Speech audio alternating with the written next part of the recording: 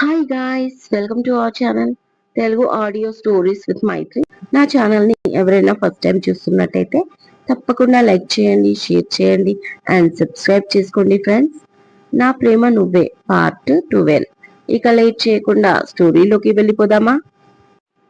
నిజమే, మీ అన్నయ్య వన్ వేలో వెళ్తాడు. ఎదుటి వాళ్ళ గురించి ఆలోచించాడు. వాళ్ళు అనవసరం ఆయనకి అంటుంది పూజ. తర్వాత అనిపిస్తుంది తను ఎక్కువగా వాగేశానా అని. ఆమె మాటకు అందరూ నవ్వుకొని, ఏమ్మా, నా మనవడు నిన్ను అంత సతాయిస్తున్నాడా అని సీక్రెట్ గా అడుగుతుంది రమణమ్మ. ఆవిడ అడిగింది దేని గురించో అర్థమై, అది అది ఏం లేదు నానమ్మ గారు, అమ్మమ్మ గారు అంటూ తడబడుతుంది పూజ. మళ్ళీ అందరూ నవ్వుతారు. ఎందుకు అత్తయ్య తనని ఏడిపిస్తారు అంటూ గ్లాస్ జ్యూస్ చేతికిచ్చి నాన్నకు వెళ్ళి ఇవ్వు అంటుంది రాధిక. నాన్న అర్థం కాక అయోమయంగా చూస్తుంది పూజ.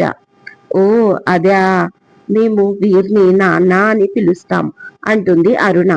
అయితే ఈ జ్యూస్ తీసుకెళ్లి రానా సార్కి ఇవ్వాలా అనుకుంటూ పైకి లేచి ఆయన రూమ్ అని అడుగుతుంది పూజ.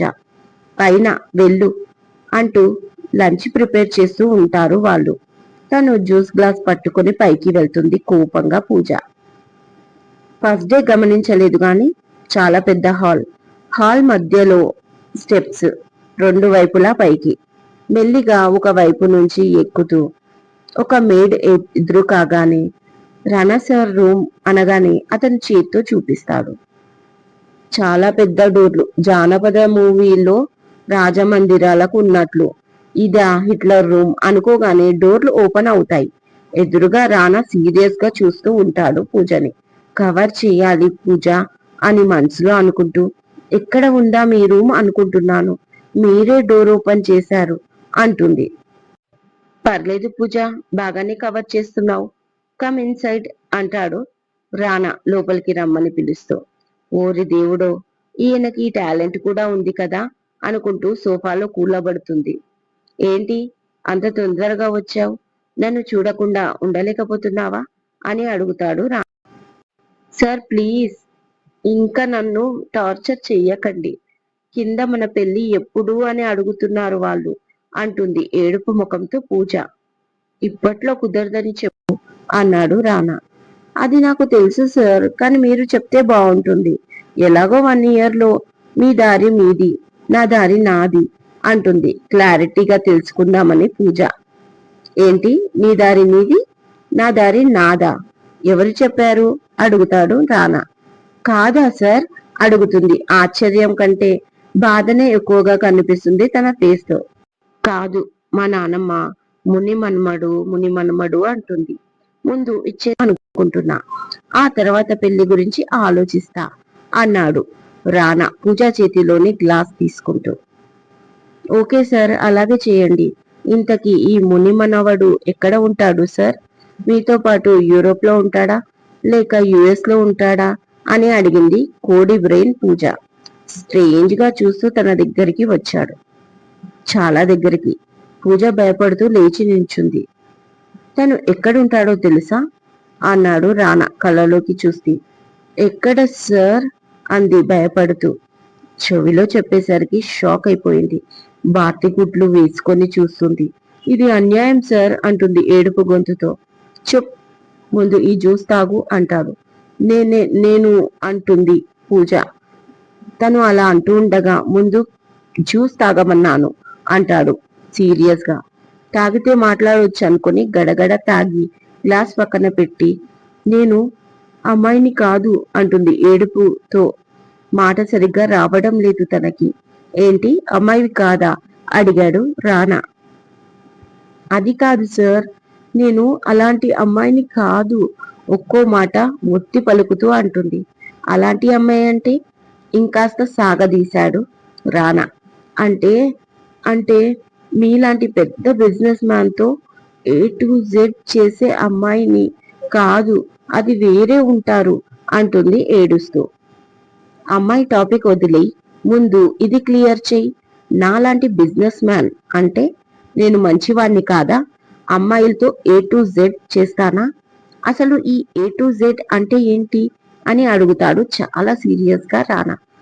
వామ్మో, ఒకటి పోయి ఇంకొకటి తగిలించుకున్నానా, ఎలా కవర్ చేయాలి అని పూజ ఆలోచిస్తుండగా, నువ్వు ఎలా కవర్ చేసినా ఈ టాపిక్ ని నేను వదలను, చెప్పు అంటాడు రానా. సార్ ప్లీజ్ సార్, నన్ను వదిలేయండి. ఈ జాబ్ కి, ఈ క్యారెక్టర్ కి నేను సెట్ కాను. మీరు ఇంకెవరినైనా చూసుకోండి సార్ అంటుంది ఈసారి ఏడుస్తూ పూజ. ముందు ఆ ఏడు పాపు, కళ్ళు తుడుచుకో, డూ ఇట్ ఫాస్ట్ అన్నాడు కోపంగా రానా. కళ్ళు తుడుచుకుంది పూజ భయపడుతూ. ఇప్పుడు నేను చెప్పేది విను. నేను నీ బాస్ ని. నువ్వేంటో, నీ ఎలాంటి జాబ్ ఇవ్వాలో నీకు, నిన్ను ఏ క్యారెక్టర్ లో ఎదిగించాలో నాకు తెలుసు. మరొకసారి ఏడ్చావంటే వెంటనే ముద్దు పెట్టేస్తా. మనమున్నది ఏ ప్లేస్ అయినా, నీ బాడీలో ఏ ప్లేస్ అయినా అని ఒక రకంగా తనని చూస్తూ అంటాడు రానా. ఆల్ రైట్, నేను ఏడిస్తేనే కదా. నేను ఏడవను.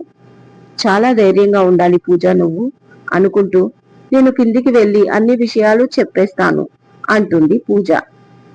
నువ్వలా చెప్పు, వెంటనే నేను నిన్ను తీసుకెళ్లి నిన్ను వెతుకుతున్న కేశవులకి అప్పగిస్తాను అంటూ బాంబు పేల్చాడు రానా.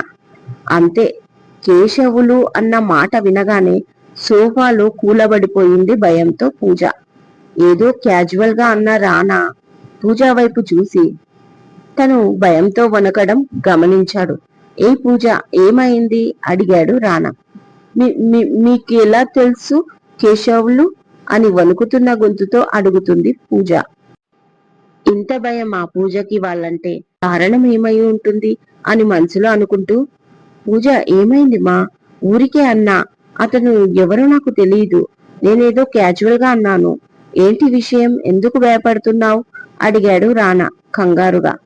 నిజంగా మీకు తెలీదా, ప్రామిసెస్ చెప్పండి అంది కొంచెం తేరుకొని పూజ. మదర్ ప్రామిస్, నాకు ఏమీ తెలీదు అన్నాడు రానా. బట్ ఇకపైన తెలుసుకుంటాను అనుకున్నాడు మనసులో. మరి పేరెలా చెప్పారు అడిగింది. నేనేదో క్యాజువల్ గా అనేశాను పూజ, నిజంగానే ఆ పేరుతో ఉన్న వ్యక్తి నిన్ను ఇబ్బంది పెడుతున్నాడా, చెప్పుమా, నాకు చెప్తేనే కదా తెలుస్తుంది అంటాడు రానా. లేదు సార్, అలాంటిదేమీ లేదు అంటూ పైకి లేచి ఇక నేను వెళ్తాను ఇంటికి అంటుంది పూజ. ఆగు, ఆ ఏడుపు ముఖంతో బయటికి వెళ్తే ఏదో జరిగిందనుకుంటారు మా వాళ్ళు. ఫేస్ వాష్ చేసుకో అంటూ వాష్రూమ్ చూపిస్తాడు. తను వెళ్లి ఫేస్ వాష్ చేసుకొని వస్తుంది. ఏంటి ఇంకా ఎంతసేపు ఉంటారు లోపల అంటూ డోర్ తోసుకొని లోపలికి వస్తుంది నాగమణి. పూజ చిన్నగా నవ్వి రానాని చూస్తుంది. ఏం చేయాలి, మా ఆవిడని వదలాలని అనిపించడం లేదు నాకి అంటూ పూజని వెనక నుంచి హక్ చేసుకుని షోల్డర్ పై నుంచి తన చెంపని ఆమె చెంపకి ఆనిస్తాడు. దెబ్బకి షాక్ అయిపోతుంది పూజ.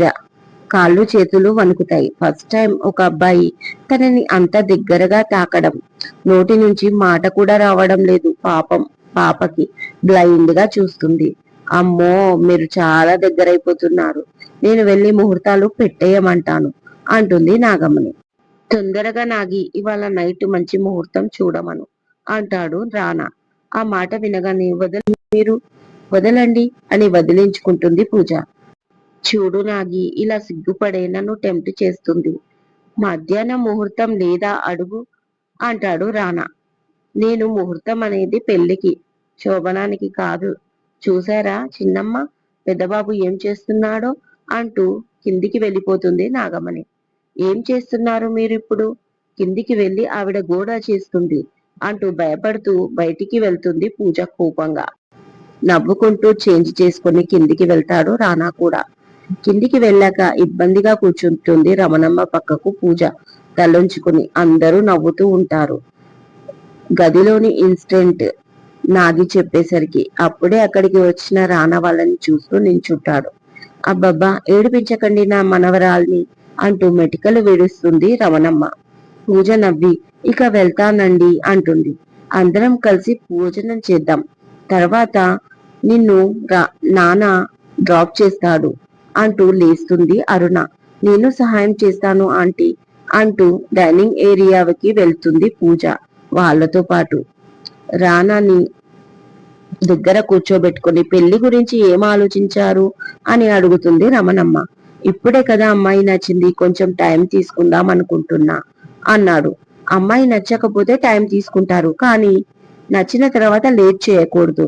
ఇంకో 2-3 రోజులు మీరు చెప్పలేదు అంటే నేనే పంతుల్ని పిలిచి ముహూర్తాలు పెట్టిచ్చేస్తాను.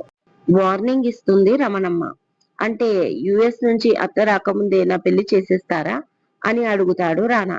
నాకు తెలుసండి, కాలికి వేస్తే మెడకు, మెడకు వేస్తే కాలికి వేస్తారని. ఇప్పుడు అత్త వంక దొరికిందా మీకు అంటుంది రమణమ్మ. కాదు గ్రాని, అత్త వచ్చాక మీరు చెప్పినట్టే చేస్తాను, ముందు అత్తని రానివ్వు అన్నాడు రానా. సరే, ఎలాగో పెళ్లి కొప్పుకున్నారు మీరు, అదే చాలు అంటుంది రమణమ్మ. ఆ తర్వాత అందరూ కలిసి భోజనానికి కూర్చుంటారు. పూజని అందరూ స్పెషల్ గా ట్రీట్ చేస్తారు. వాళ్ళు ప్రేమగా వడ్డిస్తుంటే ఆమె కళ్ళల్లోకి నీళ్లు తిరుగుతాయి. చిన్నప్పుడు ఎప్పుడో ప్రేమగా తినిపించేది అమ్మ. ఆమె పోయాక నాన్న హాస్టల్లో పడేశాడు. ఆ తర్వాత మీనత్త దగ్గర పెరగడంతో నరకమేంటో ప్రత్యక్షంగా చూసింది. ఇలా తన ఆలోచనలో ఉండగా నేనున్నాను అన్న ధైర్యం ఇస్తున్నట్టు తన ఎడమ చేతిని ఎవరో గట్టిగా పట్టుకున్నారు. పక్కన చూస్తే రానా ఇట్స్ ఓకే అన్నట్లు కళ్ళతో చెప్తున్నాడు పూజకి. వాళ్ళ ప్రేమ, అతని స్పర్శ తనకి ఎంతో ధైర్యాన్నిచ్చాయి. ఇన్నేళ్లుగా లేనిది, జీవితంపై కొత్త ఆశలు పుట్టినట్టుగా, ఇక నీకు భయం లేదు అన్నట్లుగా అనిపించింది పూజకి. ఇదండి ఇవాళటి ఎపిసోడ్. ఈ ఎపిసోడ్ మీకు నచ్చినట్టు అయితే నాకు కామెంట్ లో చెప్పండి. అలాగే లైక్ చేయండి, షేర్ చేయండి, సబ్స్క్రైబ్ చేసుకోండి నా ఛానల్ని. మరొక మంచి ఎపిసోడ్ తో మీ ముందు ఉంటాను. మైత్రి.